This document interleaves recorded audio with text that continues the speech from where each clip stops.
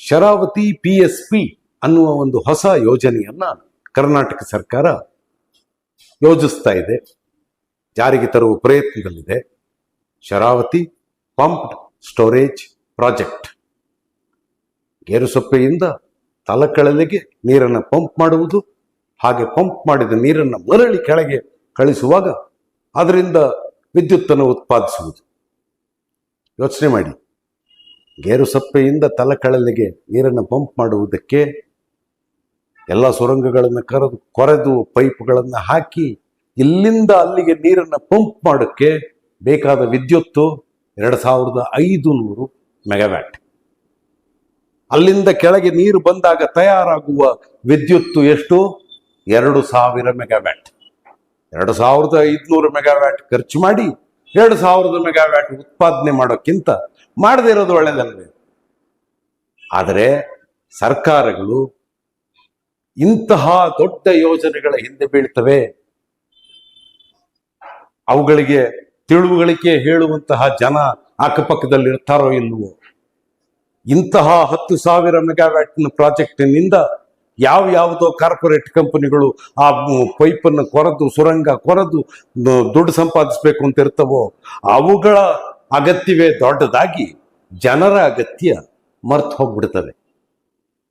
ಅಭಿವೃದ್ಧಿ ಅರ್ಥಶಾಸ್ತ್ರದ ಹಿಂದೆ ಬಿದ್ದ ಅಧಿಕಾರಸ್ಥರಿಗೆ ಕ್ಷೇಮಾಭಿವೃದ್ಧಿಯ ಆಲೋಚನೆ ನಾಪತ್ತೆ ಆಗ್ಬಿಡ್ತದೆ. ಈ ಹಿನ್ನೆಲೆಯಲ್ಲಿ ನಾನು ಹೇಳಬೇಕಾದಿಷ್ಟೇ, ಪಶ್ಚಿಮ ಘಟ್ಟ ಅತ್ಯಂತ ವಿಶಿಷ್ಟವಾದ, ಅತ್ಯಂತ ಸೂಕ್ಷ್ಮವಾದ ಪರಿಸರ.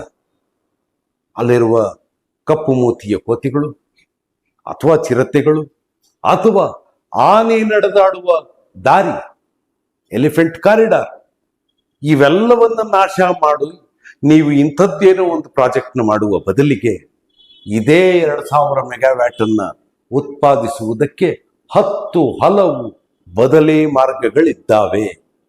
ನೀವೇನು ಇದಕ್ಕೆ 10,000 ಕೋಟಿ ಖರ್ಚು ಮಾಡ್ತಿದ್ದೀರಿ, ಅದೇ 10,000 ಕೋಟಿಯನ್ನು ಎತ್ತಿಟ್ರೆ ಕನಿಷ್ಠ 10,000 ಮೆಗಾವ್ಯಾಟ್ ವಿದ್ಯುತ್ತನ್ನು ಉತ್ಪಾದಿಸುವ ಬದಲಿ ಮಾರ್ಗಗಳಿದ್ದಾವೆ.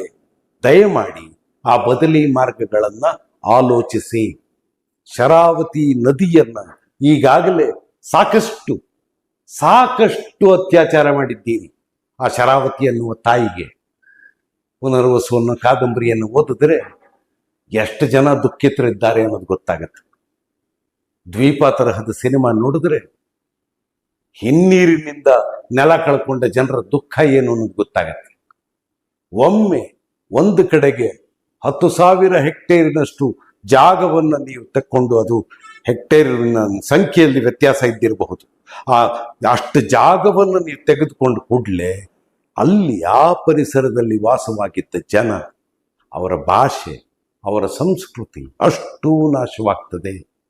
ಒಂದು ಸಂಸ್ಕೃತಿಯ ನಾಶ ಅಂದ್ರೆ ಒಂದು ಇತಿಹಾಸದ ನಾಶ. ಕರ್ನಾಟಕ ಅಂದ್ರೆ ಮೇಲೆ ಎತ್ತರದಲ್ಲಿ ಇರುವ ನೆಲ, ಕರುನಾಡು. ಆ ಕರುನಾಡು ಅನ್ನುವ ಮಾತಿಗೆ ಸಾಕ್ಷಿಯಾಗಿ ಪಶ್ಚಿಮ ಘಟ್ಟ ಇದೆ.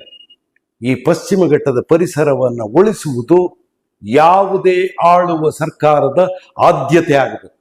ಅದಾಗುವ ಬದಲಿಗೆ ಯಾವುದೋ 10,000 ಕೋಟಿ ರೂಪಾಯಿ ಪ್ರಾಜೆಕ್ಟು 2,000 ಮೆಗಾವ್ಯಾಟ್ನ ಈ ವಿದ್ಯುತ್ತನ್ನು ಉತ್ಪಾದಿಸೋದಕ್ಕೆ ಬಳಸುವುದಿದೆಯಲ್ಲ, ಅದು ತೀರಾ ತಿಳುವಳಿಕೆಯ ಕೊರತೆಯಿಂದ ಮಾಡುವಂತಹ ಯೋಜನೆ.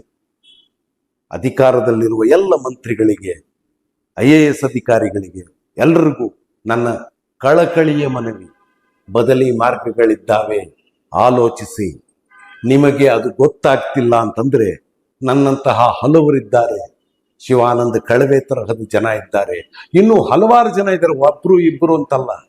ಬದಲಿ ಇಂಧನವನ್ನು ಉತ್ಪಾದಿಸುವ ವ್ಯವಸ್ಥೆಯನ್ನು ನಿಮಗೆ ಸೂಚಿಸಿ ಕೊಡಬಹುದಾದ ಹಲವು ತಜ್ಞರು ಇದ್ದಾರೆ.